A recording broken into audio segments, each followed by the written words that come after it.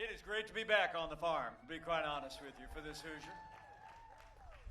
And it's great to be here with some incredible people. Will you join me in thanking Congressman David Rouser? He is an incredible conservative voice and has been an ally for this administration every day. And also, I'm honored to be here. The next Superintendent of Public Instruction for North Carolina, Catherine Truitt, is with us.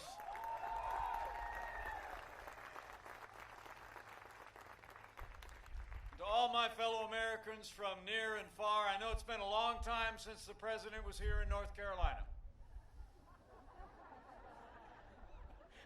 He was here yesterday. I'm here today because we love North Carolina. It is great to be back in the Tar Heel State. So thank you all for coming out. Take a seat if you have one. I really am honored that you came out today in the middle of the day. But I'm here for one reason and one reason only. And that is that North Carolina and America need 4 more years of President Donald Trump in the White House. It's on, North Carolina. The President was in Greenville yesterday, and I'm here in Selma today because the road to victory goes straight through North Carolina. Just like last time. You know, 4 years ago, a movement was born. A movement of everyday Americans from every walk of life. We were all part of that movement. And it's amazing to think, to be back on the farm. I was talking to another friend from North Carolina earlier today, and he told me about that Thursday before Election Day, when you all gathered here. Maybe some of you were here. 17,500 people strong 4 years ago this month. It laid a pathway for victory in North Carolina and victory all across America. I mean, here in North Carolina, you believe we could be strong again. You believe we could be prosperous again. You said yes to President Donald Trump when he visited the farm back in 2016. So I thought I'd come back to make sure that North Carolina says yes to President Donald Trump in 2020. We're back. And it really is great to be with you all. We've been traveling all across the country. This last week, I've been in Michigan and Wisconsin, in Florida yesterday, and I was actually in Utah last week, Salt Lake City. We had a little debate with Kamala Harris. Some people think I did all right. Thank you. But you know, honestly, it was a privilege for me to be on that stage representing this president. Because that debate was not just a debate between two candidates. It was a debate between two visions. It was a debate between a vision that I believe would lead our nation on an inexorable path towards socialism and decline, and a vision of a president, an administration, and a people that will lead to more freedom and more opportunity for every American. You know, when you compare the Biden-Harris agenda with our agenda, the choice is clear. If you cherish faith and freedom and law and order and life, in 18 days we need to re-elect President Donald Trump for 4 more years.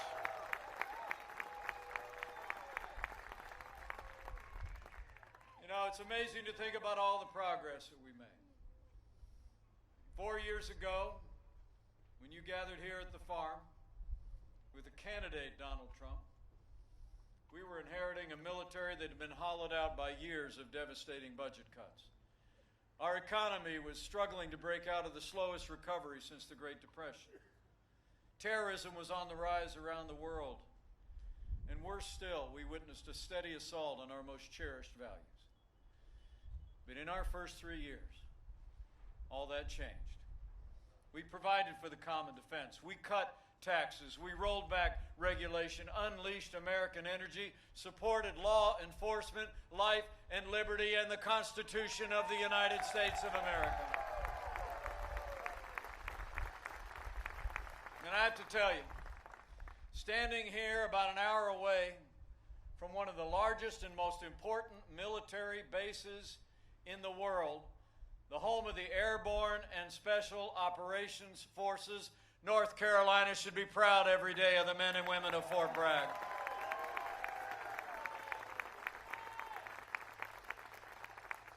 I visited those amazing soldiers not long ago, and I have to tell you, on their behalf, and as the proud father of a United States Marine and the father-in-law of a United States Navy pilot, I am proud to report to you that under President Donald Trump's leadership, in less than 4 years, we've rebuilt our military.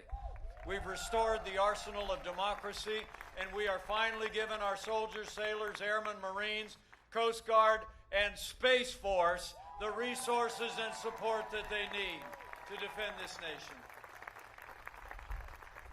President Donald Trump has actually signed the largest increase in our national defense since the days of Ronald Reagan. That includes 300 new tanks. And we passed the largest military pay raise for our men and women in uniform in more than 10 years.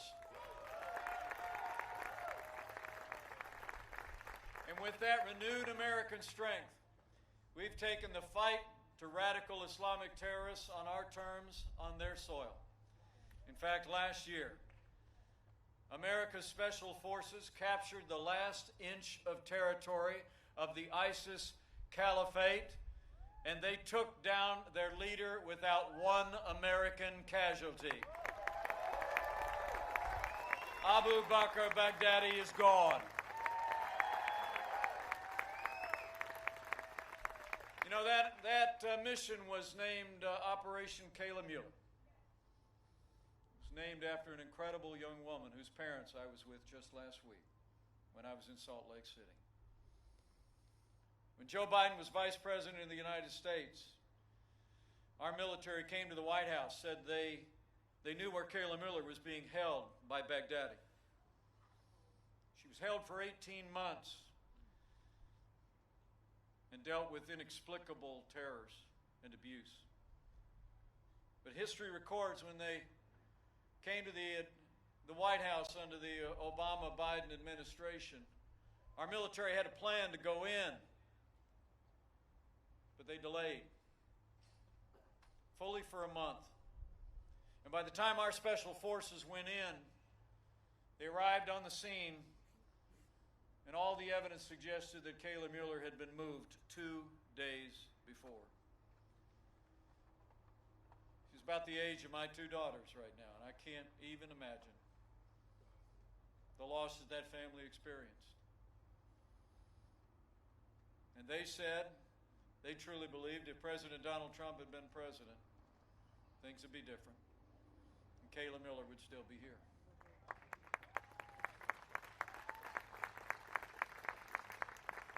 And I can tell you, I was in the Situation Room, watching in real time aerial video coming in as Operation Kayla Mueller descended on Abu Bakr Baghdadi and took him down. Justice served. President Donald Trump will never hesitate to use the power of the American military to protect the American people. So we've rebuilt our military. We've stood up to our enemies. And under President Trump's leadership, we revived this economy. We jump-started an economy that literally was going through the slowest recovery since the Great Depression. And when Joe Biden was vice president, they tried to tax and spend and regulate America back into a growing economy. President Trump, in our first 3 years, we cut taxes across the board. We rolled back more federal red tape than any administration in American history. We unleashed American energy, fought for free and fair trade, and businesses large and small created more than 7 million good-paying jobs, including 240,000 jobs right here in the Tar Heel State.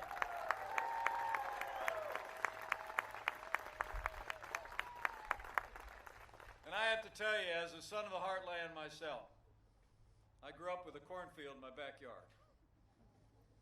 I couldn't be more proud standing in this beautiful North Carolina farmland to serve alongside a president who has always fought for family, farmers, and ranchers every single day. You know, when we cut taxes, the president made it possible for what's called immediate expensing of equipment. Anybody who knows anything about farming knows that the input costs are the biggest challenge. So it was a tremendous boon to farmers with the cost of equipment, of a combine and a really good tractor. Kind of reminds me of the story of a farmer that went in to see his lawyer. He said he had a problem with a neighbor. And the lawyer said, "Do you have a good case?" He said, "No, I got a John Deere, but I don't know what that's got to do with anything." Let's hear it for our family farmers. They are the wellspring of strength in North Carolina and America. And President Trump has been fighting for farmers. He really has.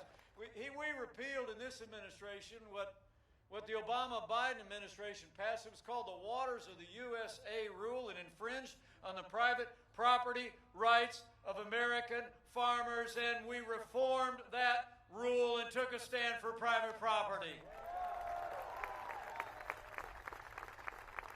And thanks to the president's leadership, when we passed that tax cut bill, we repealed the inheritance tax for nearly every family farmer in America. Death is no longer a taxable event. That's how you keep the family farm in the family in North Carolina.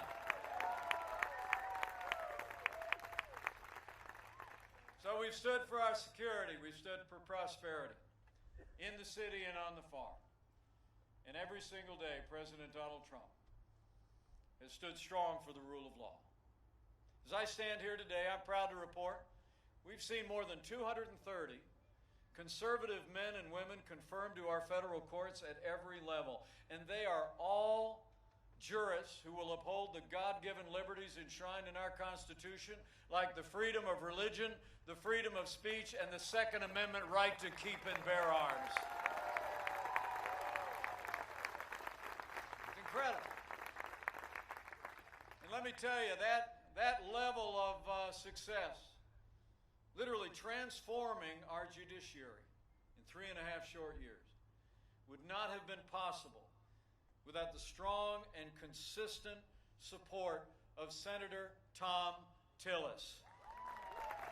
So North Carolina, right after you get done re-electing President Donald Trump for 4 more years, we need you to send Senator Tom Tillis back to the United States Senate for 6 more years.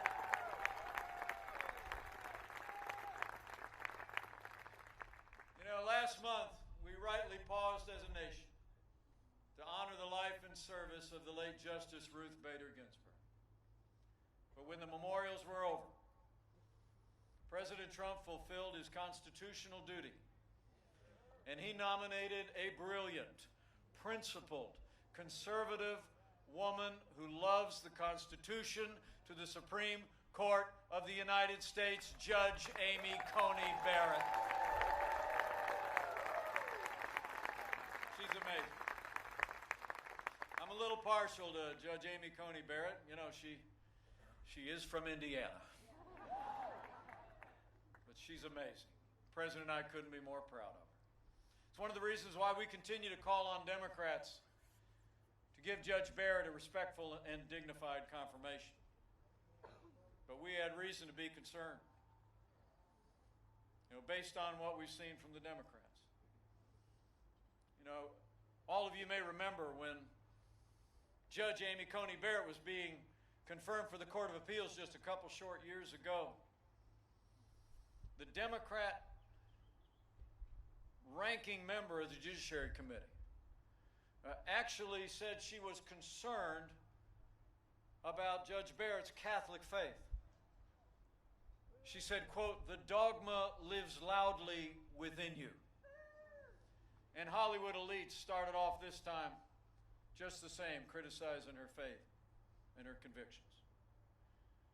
Well, I got news for the Democrats and their friends in Hollywood. That dogma lives loudly in me.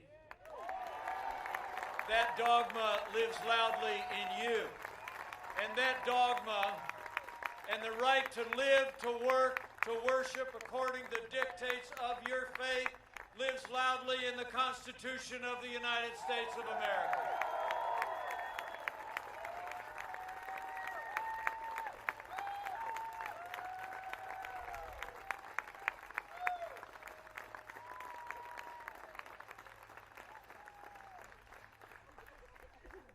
The Senate has a job to do, and after they discharge their duty to advise and consent, I'll make you a prediction.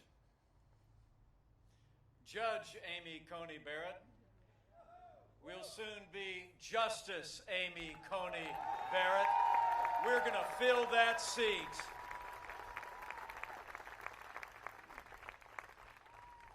You know, while we're talking about the Supreme Court, yeah, we're going to fill that seat. I promise. Get ready. While we're talking about the Supreme Court, you all in North Carolina deserve to know. After 150 years, with 9 judges on the Supreme Court of the United States, leading Democrats in Washington are talking about packing the court.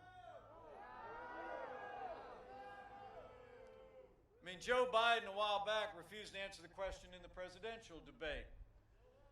You might have seen Kamala Harris wouldn't answer the question when I asked her during our debate. When she was running for president herself in the primaries, she said, and I quote, she was absolutely open to packing the court. But just like Joe Biden, she continues to dodge the question now. Last night during a town hall on one of the networks, Joe Biden actually said he was open to considering packing the court. You know, men and women in North Carolina, I want to tell you, when you're running for the highest office in the land, the American people deserve to know if you're going to respect the highest court in the land. It's time for Joe Biden and Kamala Harris and Cal Cunningham to come clean. Give the American people a straight answer. You know, the truth of the matter is we all know why they're not answering the question. You know, I like to say I was born in the morning, but not yesterday morning. Right? I mean, the only reason Joe Biden and Kamala Harris aren't going to answer the question is because they're going to pack the Supreme Court with liberal judges if they win. But make no mistake about it. Adding seats to the Supreme Court of the United States and filling them with liberal activist judges would be the biggest power grab in American history. And we are not going to let it happen because we're going to re-elect a Republican majority in the United States Senate, and we're going to re-elect President Donald Trump for 4 more years. We're going to stand for the rule of law and an independent judiciary. It's just that important. It's just that important.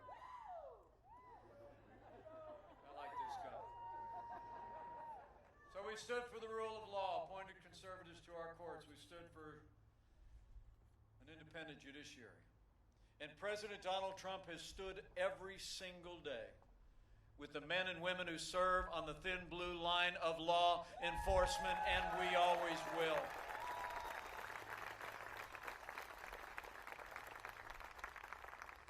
You know, the president and I know what you all know.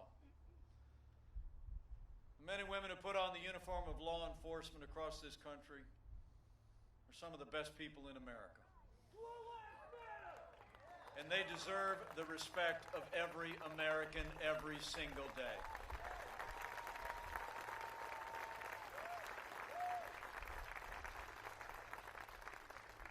You know, my uncle was a police officer for 25 years in Chicago, Illinois. When I was growing up in that small town in southern Indiana, we used to drive up Chicago on the holidays. I'll never forget the days when me and my 3 brothers, as little boys, would be standing in my grandparents' living room when my uncle would come out of his bedroom with that uniform on, with that sidearm strapped on. We just look up at him in awe. All of my heroes wear uniforms.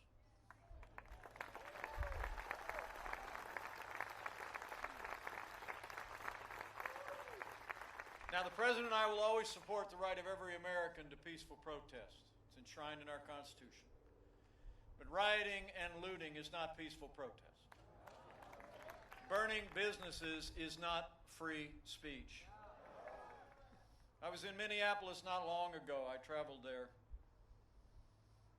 with a wonderful African-American business owner named Flora Westbrook. Flora told me about the salon she'd established 35 years ago on a street in Minneapolis. It's a pillar of the community.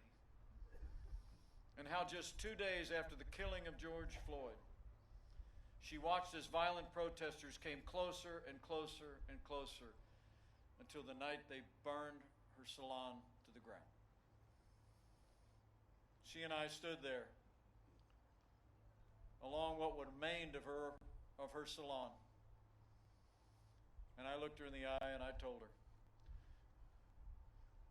we're going to make our streets safe again for every American of every race and creed and color, and we're going to rebuild bigger and better than ever before.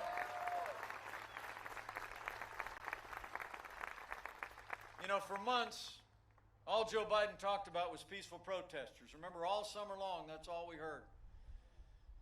As people around this country literally watched businesses like Flora's burn to the ground. The truth is, Joe Biden would double down on the very policies that are leading to violence in our major cities. I think you all know, when you withdraw support for those who protect and serve, you only embolden those who would do harm to our families and our communities. Now, Joe Biden justifies all of it by saying that America is, in his words, systemically racist. And he says that police have a, quote, implicit bias against minorities. When he was asked if he'd support cutting funding for law enforcement, Joe Biden said, quote, yes, absolutely. Well, I'll make you a promise. Under President Donald Trump, we're going to back the blue. We're not going to defund the police, not now, not ever. We are going to have law and order in every city, in every state, for every American of every race and creed and color, so help us God.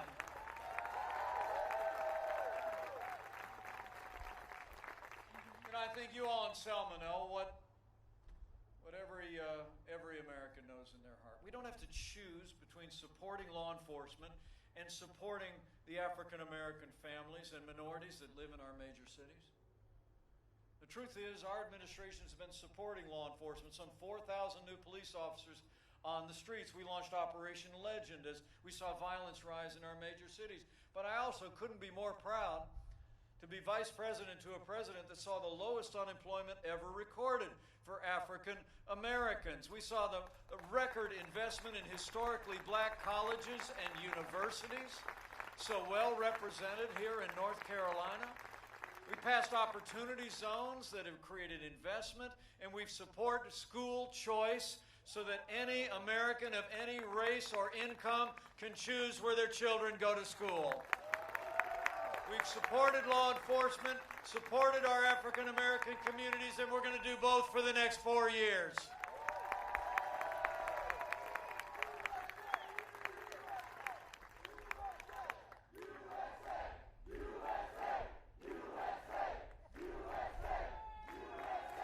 So we've stood for the rule of law, for law and order, and from day one, this president has stood strong for the right of every American to live, to work, to worship according to the dictates of your conscience. You know, when Joe Biden was vice president, we saw a steady assault on the religious freedom of Americans. It's true. It's amazing to think the last administration literally hauled the Little Sisters of the Poor into federal court to force that group of nuns who'd taken a vow of lifetime poverty simply to serve the underserved community. Hauled them into federal court to force them to compromise their faith to live under the strictures of Obamacare. President Trump, We've restored the conscience rights of doctors, nurses, teachers, religious charities, and we ended the assault on the Little Sisters of the Poor. And the Supreme Court of the United States made it permanent by a vote of 7-2. I can tell you, people of faith have no greater champion than President Donald Trump.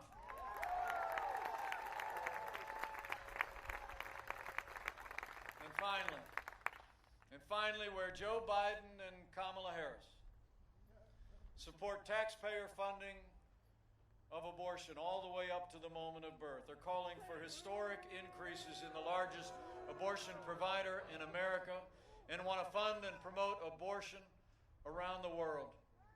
I couldn't be more proud to serve alongside a president who stands without apology for the sanctity of human life. President Donald Trump is the most pro-life president in American history.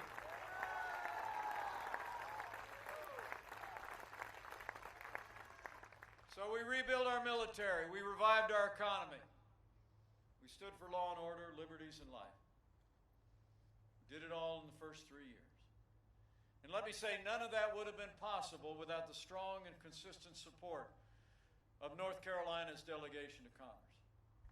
That's why when you re-elect President Donald Trump, we need North Carolina to send Congressman David Rouser, Congressman Richard Hudson, and Madison Cawthorn, and all the Republicans in the House back to a new Republican majority and retire Nancy Pelosi once and for all.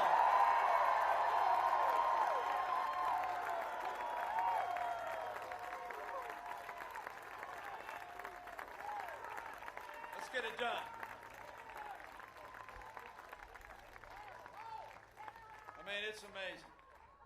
It's humbling for me to have been a part of it. And you look at what we were able to accomplish with Republican majorities in the House and the Senate in those first 2 years. Under this president's leadership in our first 3 years, only one way you can describe it. We made America great again. It's true. And then the coronavirus struck from China.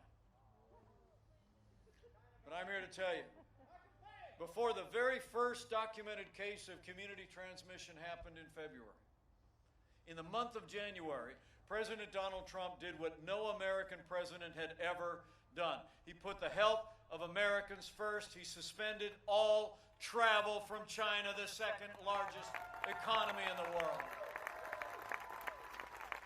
Now, Joe Biden said that was, quote, hysterical. He said it was, quote, xenophobic. He actually wrote in the month of January that closing down your border during a pandemic would make things worse.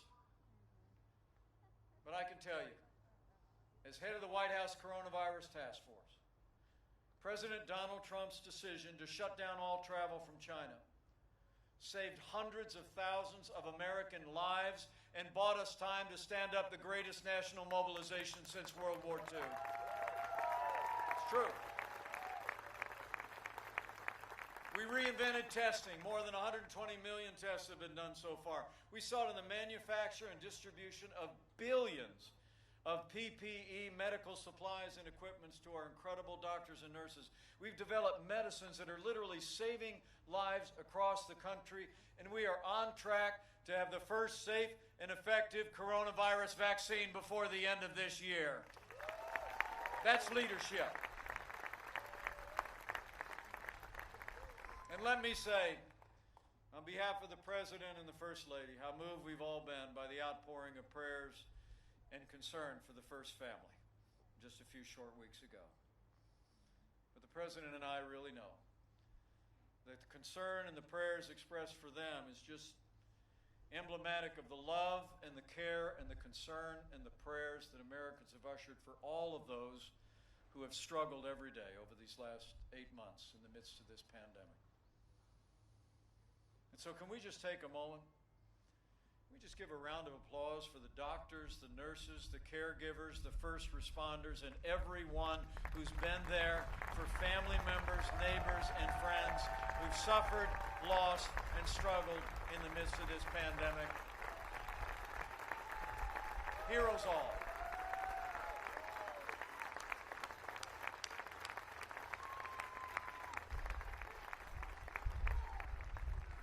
And I promise you we're going to keep leaning into this every day. The White House Task Force met again today before I left to come to North Carolina. We're making sure that our doctors and nurses and hospitals have all the resources that they need. We're going to keep protecting the vulnerable. We're going to keep saving lives. We'll soon have a vaccine and literally millions of doses available under Operation Warp Speed. In fact, today the President announced a plan with CVS and Walgreens to deliver and administer vaccines to our seniors in nursing homes for free all across America as soon as it's available. So we're making progress. And where Joe Biden is talking about shutting down the economy, under President Donald Trump, we're opening up America again. After losing 22 million jobs at the height of this pandemic, in just the last 5 months, we've seen 11.5 million Americans already go back to work, including 266,000 people right here in the Tar Heel State. We're opening up America, and we are opening up America's schools.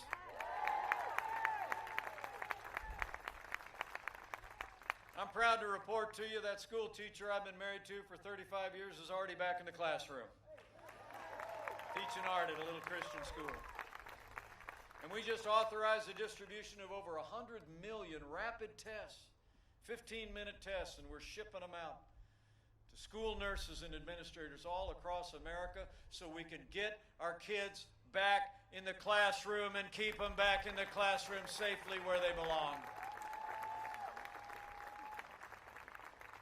It's not just been about what's happening in the classroom. We're back on the gridiron. The ACC has been back for nearly a month. Tar Heel football is back. Wolfpack football is back. Pirates football is back. And in a week, I heard the Tar Heels and the Wolfpack are going to be facing off at Kenan Stadium. How much do you love football in the fall in North Carolina? I don't care who you're for. So we've gone through a time of testing. It's been a challenging year. But in 18 days, we're coming to a time for choosing. That's what brings me here today. It's what brought the President to these grounds 4 years ago, right about this time. The truth of the matter is, for as dramatic as the choice was in 2016, I would tell you, I think the choice in this election has never been clearer. And the stakes have never been higher. It's amazing to think in the middle of a global pandemic, Joe Biden wants to raise taxes by $4 trillion. Right at the time that we're looking to businesses to open their doors to put Americans back to work, they want to crush American businesses with higher taxes. And Joe Biden actually said that he was going to repeal all the Trump tax cuts on day one. That would actually mean the average American family of 4 would see their taxes go up by about $2,000. Well, men and women, in the midst of an American comeback that's putting more Americans back to work every day, the last thing we need to do is to have Joe Biden raising taxes on every American and every American business.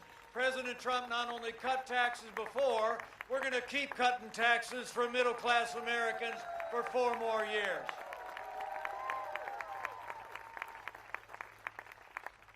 And Joe, it's not just about taxes. Joe Biden wants to bury our economy under an avalanche of red tape. He's got his own version of the Green New Deal, although he just seems to keep forgetting that he's for it. See that debate last night, not debate, that town hall? Like at George from ABC says to him, well, you said it, the Green New Deal is an important framework. And he was like, yeah, I know it says that, right? But I got to tell you, I had to remind him that he's for the Green New Deal, right? And USA Today even said his version of the Green New Deal, isn't that too different from AOC's version of the Green New Deal?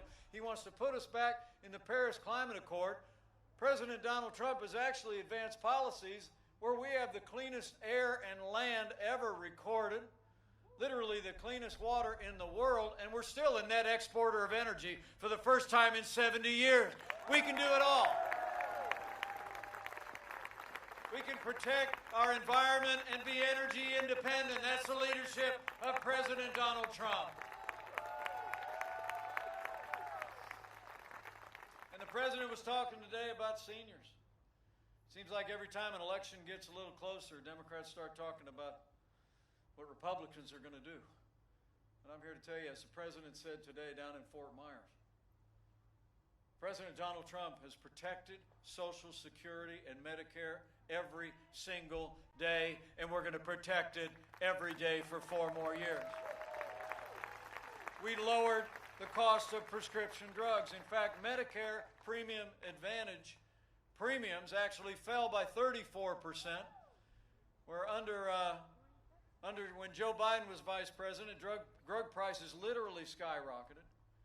And if you look at it, Joe Biden and Kamala Harris have a far-left health care plan that literally threatens private health insurance and will limit your choice of doctors. Remember, he actually wants to keep Obamacare going.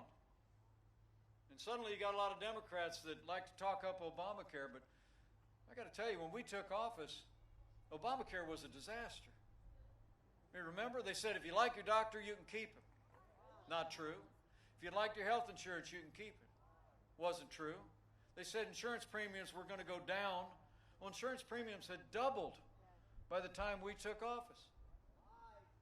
And Joe Biden wants to take us down the pathway to socialized medicine. He's got a public option in his Obamacare. And Bernie Sanders was even bragging not long ago that he's going to be the one writing health care reform if they win the Senate and they win the White House. Well, I'm going to tell you something. With 4 more years, President Donald Trump and I are going to give the American people, we're going to lower the cost of health insurance without growing the size of government, and we will say with one voice, America will never be a socialist country.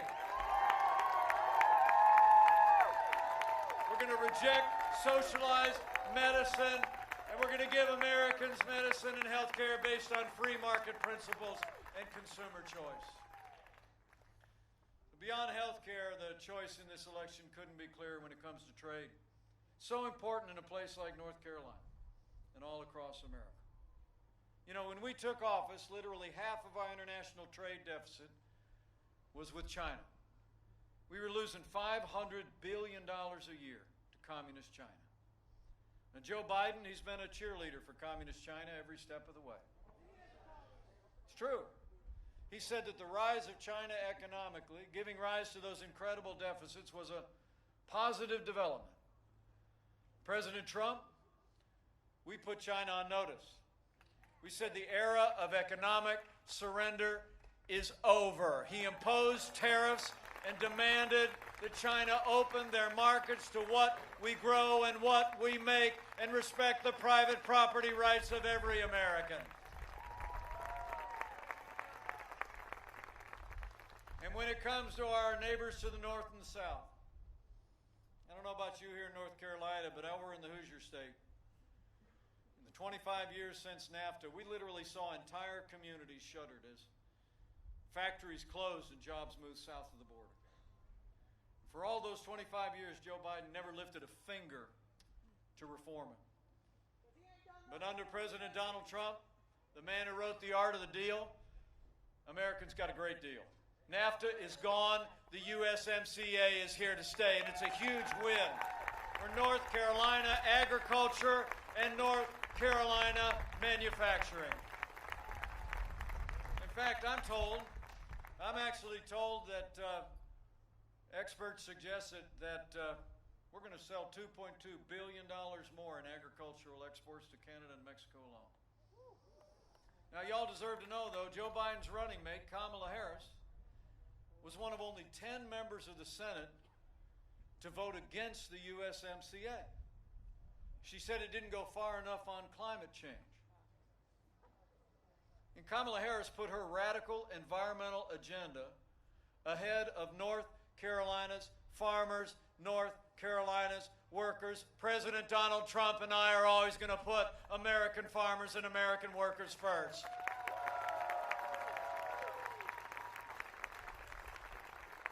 So when you look at the choice, one thing is clear. Joe Biden would be nothing more than a Trojan horse for the radical left. Now, Joe Biden says that democracy is on the ballot. And I think our economic recovery is on the ballot. I think law and order are on the ballot. But I also think there are things much more foundational to our country that are on the ballot as well. You know, in this election, I think it's not going to be just whether America ends up more Republican or more Democrat, more conservative or more liberal, more red or more blue. I think the choice in this election is whether America remains America.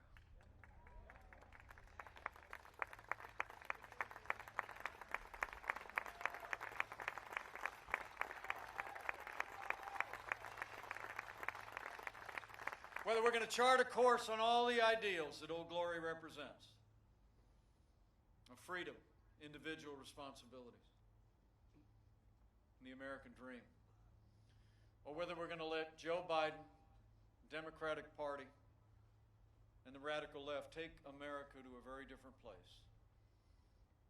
Less freedom, less opportunity, and a future of American decline. So let me say, for our freedom, for all the ideals that have always made America great, we need to decide right here and right now that Joe Biden will never be president of the United States of America. We're going to re-elect President Donald Trump for 4 more years.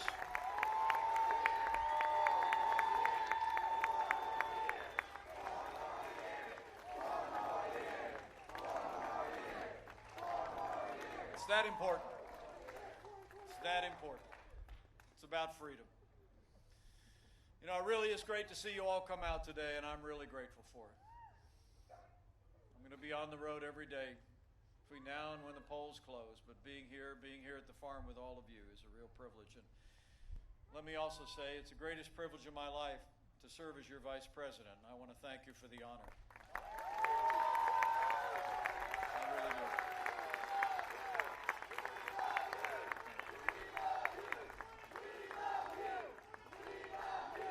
Greatest privilege of my life to serve alongside this president. You know, I really didn't know him that well before he called me up and asked me to join this ticket a little more than 4 years ago. I'll never forget the night I was at the governor's residence in Indiana. I'd been told the call was coming in. My wife and I had prayed all the way through it. I'd seen this man up close. I'd seen his leadership. I knew he had the right vision to bring this country back. I knew we'd say yes in a heartbeat. It was about 11 o'clock and the phone rang. My wife at my side, I picked up the phone and I heard that familiar voice. And he said, "Mike, it's going to be great."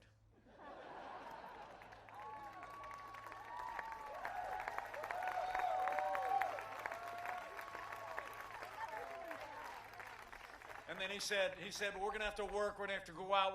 You go north, I'll go south. You go east, I'll go west." He said, "We're going to turn this country around. We got to go out and earn it. We got to go out and tell the story." And after about 5 minutes, he took a breath and I said, "Well, if there's a question in there, the answer is yes." And you know what? He was right.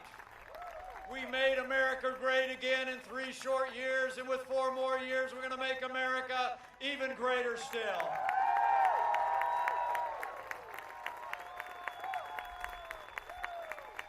It's going to take all of us. It's going to take all of us to do it.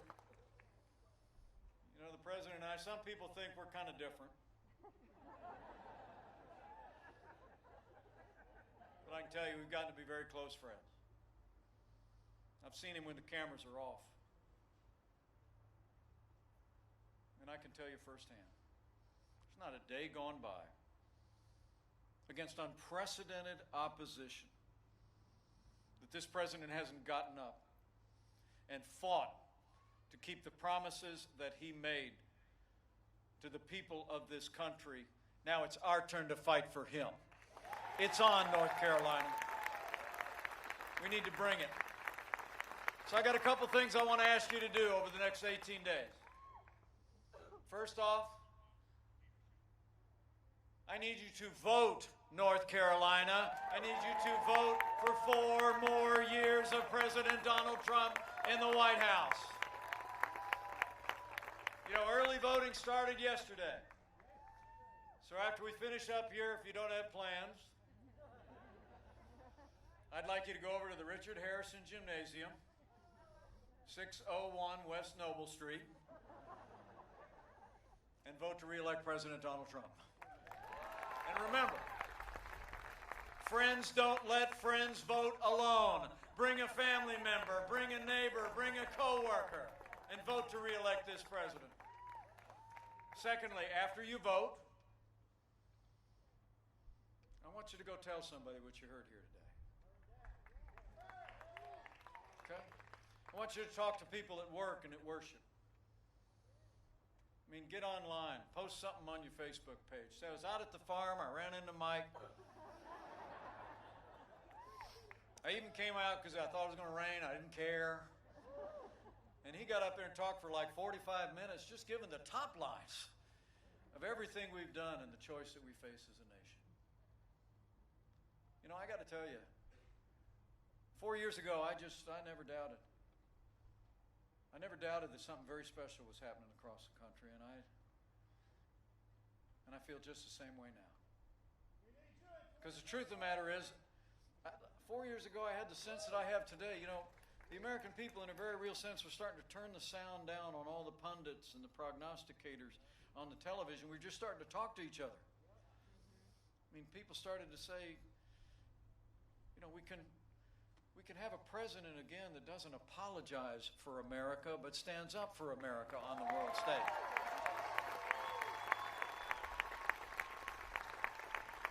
We can have an economy that works for everybody and opens the American dream to every American again. We can have a government that respects our values and our freedoms and our highest ideals. We were talking to each other. So that's what I need you to do. I need you to go out and leave here today. Have a real burden on your heart every day to talk to somebody. Because you're going to make the difference in 2020 just like you did in 2016. And finally, I'd encourage you to have faith.